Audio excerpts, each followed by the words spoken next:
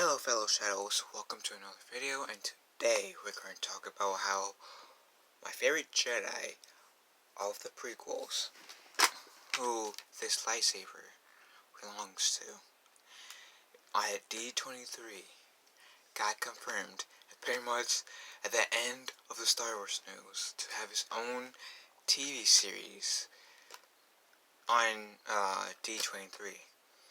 And if you couldn't guess by this lightsaber, I would tell you. And if you couldn't guess by the title of this video, I'll still tell you. Obi-Wan freaking Kenobi. Obi-Wan Kenobi is my favorite Jedi of the prequels. He does rough negotiations when he has to, which is Anakin's term for having to use his lightsaber. But he also is like a diplomatic Jedi. He tries to use his words before his actions. And you might say, well, don't every Jedi do that? Not really. Anakin Skywalker prefers to use his lightsaber more times because he is more of a man of action. Luke Skywalker is one of those Jedi that prefers the diplomatic solution besides the aggressive negotiations. Kind of like how Obi-Wan feels. And Obi-Wan has trained Anakin. Pretty much only to see him turning to the dark side. He had his master get killed in front of him by the same man that had killed the love of his life, that he killed twice in the Star Wars series. He began the training of his apprentice's son after that apprentice turned to the dark side, and in the ways of the Force. And he had helped Luke Skywalker go to Yoda to further on his Jedi training. And he even gave Luke Skywalker some guidance over the years. And he protected Luke Skywalker for at least 19 years on Tatooine. There's a lot of things that I think that could be told between Revenge of the Sith and Rogue One. And they bring back Ian McGregor as Obi-Wan Kenobi, which I'm happy about. Because I feel like since Ian McGregor is still alive, it would be stupid, all due respect Disney, it would be stupid not to take that opportunity if you're going to make a live-action Obi-Wan Kenobi movie to get Ian McGregor to come back on board to be Obi-Wan Kenobi, especially since he talked about it a few times over the years that he would love to come back as Obi-Wan. Truthfully, I would have loved to see an Obi-Wan movie or a trilogy, but I'm not hating. The only part that it kind of sucks though is that I have to get that Disney Plus thing, which then I can't see it when it's new. So I'm hoping, with the first 6 seasons of Star Wars The Clone Wars, as the seasons ends, it will come out on DVD, because I am generally interested in watching that show. And it's supposed to take place, about the same timeline as, A New Hope, not A New Hope, as Solo, a Star Wars story. So at least the timeline is pretty consistent, because Solo, a Star Wars story took place, I want to say, at least I don't want to say 5 years, but at least 7 years before the events of Rogue One. I'm saying 8 because there's this 5-year time jump in the movie. I don't know the exact setting in the timeline when Solo and Kenobi takes place before Rogue One, which takes place right before Rogue One. And yeah, this is pretty consistent. I mean, yeah, this is going to be at least 90% Obi-Wan Kenobi stories. I mean, they're probably going to try to branch out with a few episodes talking about, like, different characters, but for the most part, it's going to be all about my favorite prequel Jedi, Obi-Wan Kenobi.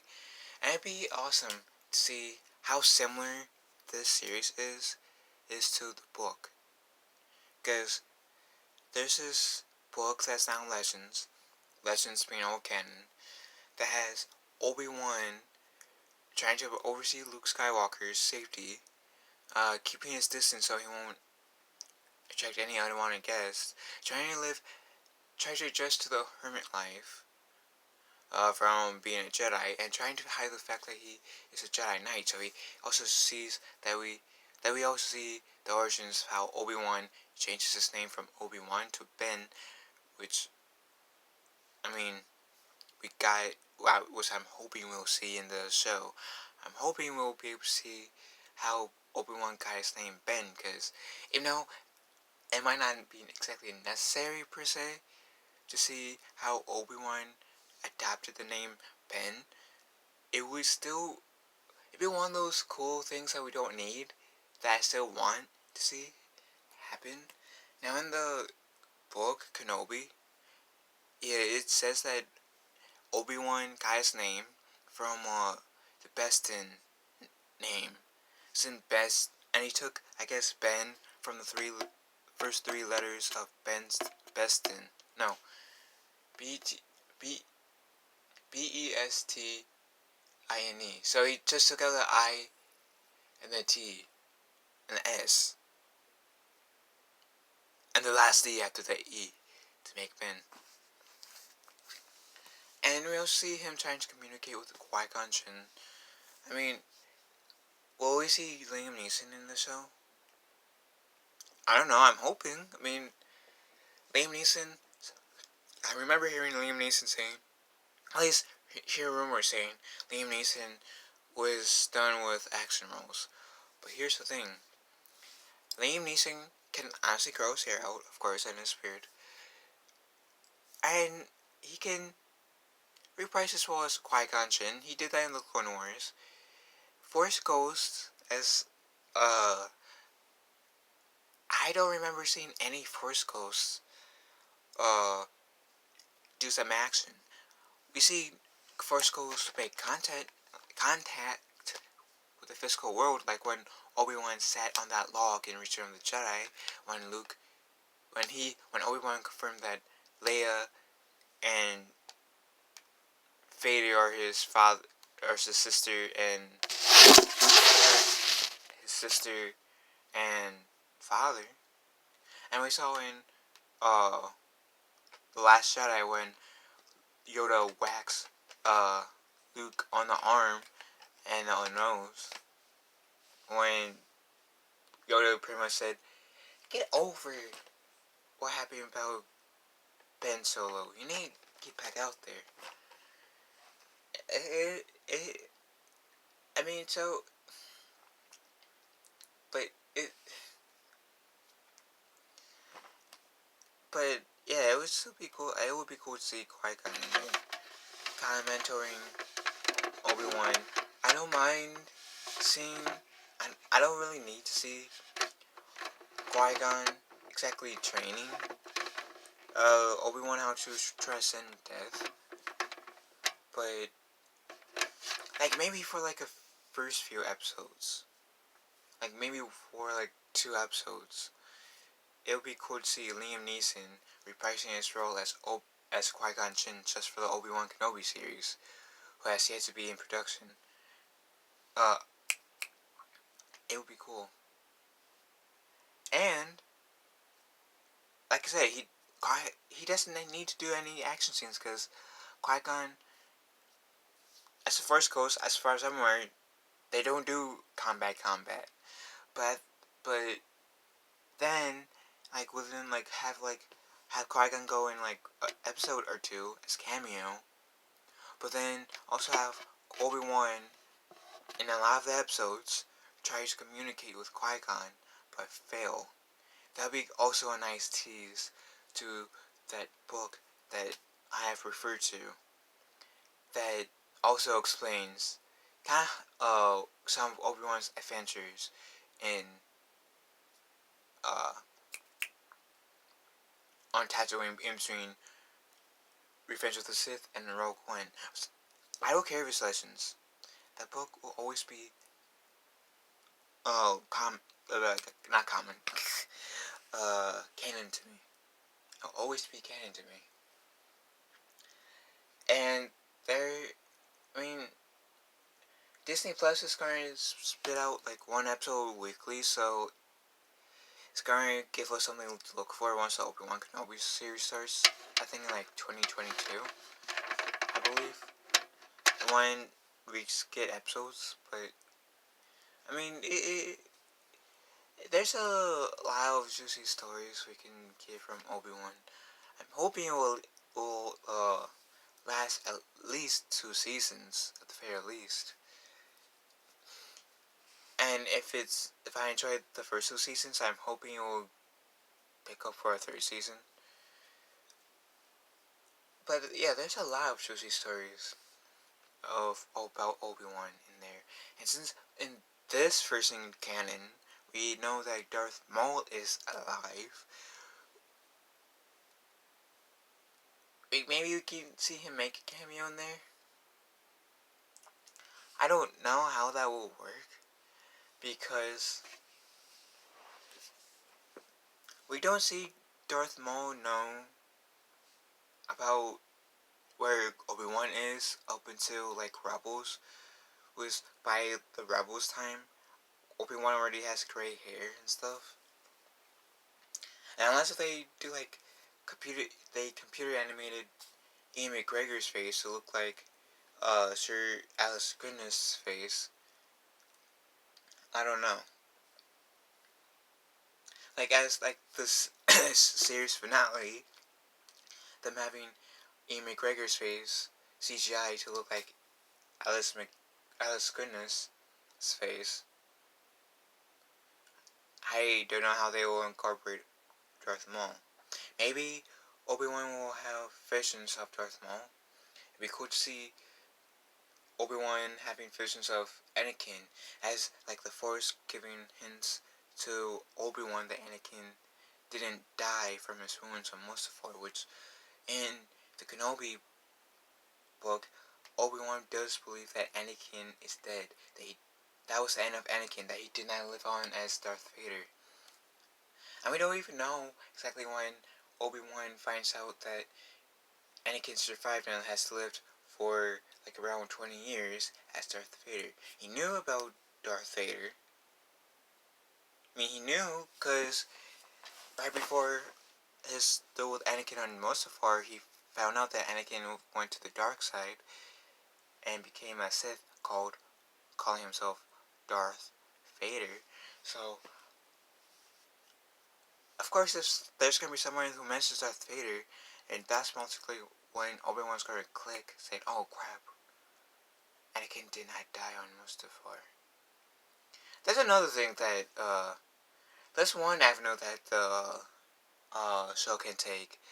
Having us see when Obi-Wan comes to that realization that Anakin survived their duel on Mustafar and stuff like that. Because, like I said, there's a lot of juicy stories in there.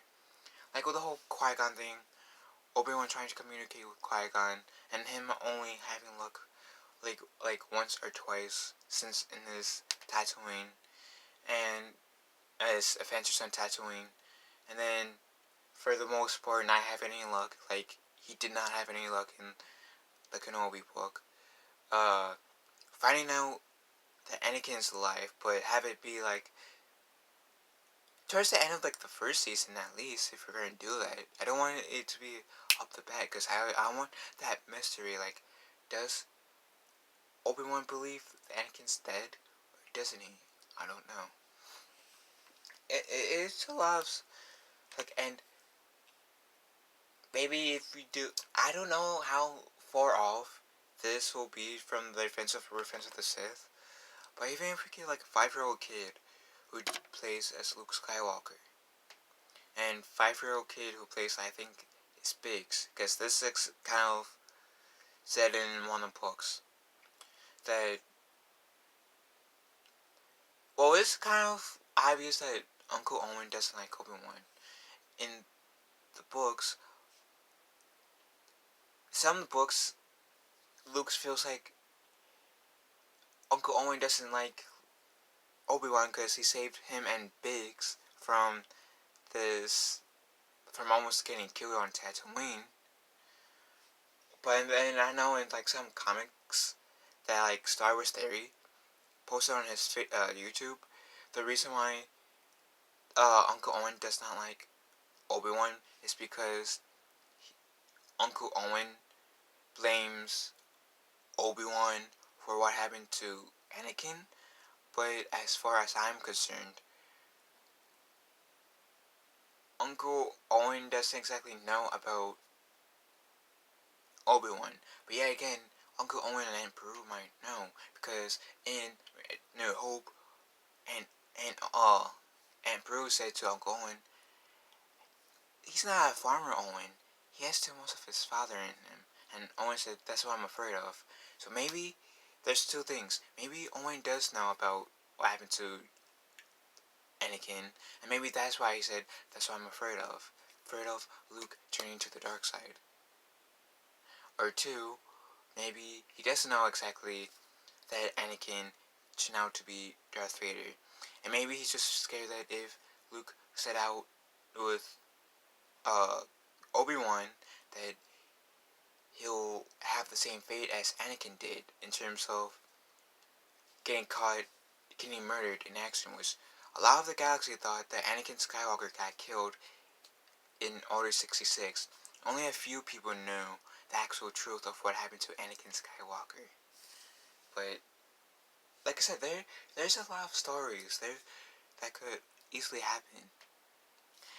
We can even see Ahsoka Tano making an appearance this show. Get that voice actress who plays Ahsoka Tano in the Clone Wars and Rebels. Bring her in here. Be great seeing her again. She's a Clone Wars character. She was introduced in the prequel era. I'm a big fan of Ahsoka Tano. I wouldn't mind them bringing Ahsoka in the Kenobi show. Of course, they do it right. But there's so many things that they could make like hints to, like in terms of like the legends or canon. And there's so many stories that they could tell, and by the series. Yes, I'm hoping. There's still that part of me that hopes Obi-Wan will get a movie still one day. But I'm also pretty excited about the whole Obi-Wan Kenobi getting his own TV series. So what do you guys think? Do you guys like Obi-Wan getting his own TV series, or are you guys skeptical with Obi-Wan getting his own television series? If you guys are skeptical about Obi-Wan getting his own television series, I wouldn't blame you with how Lucasfilm's been taking Star Wars lately. But I gotta say, regardless of the direction Lucasfilms has taken Star Wars like recently, I am excited for Clone Wars Season 7 to come out. The Mandalorian looks cool. Kenobi is awesome. It's awesome news to hear, especially about Ian McGregor coming back.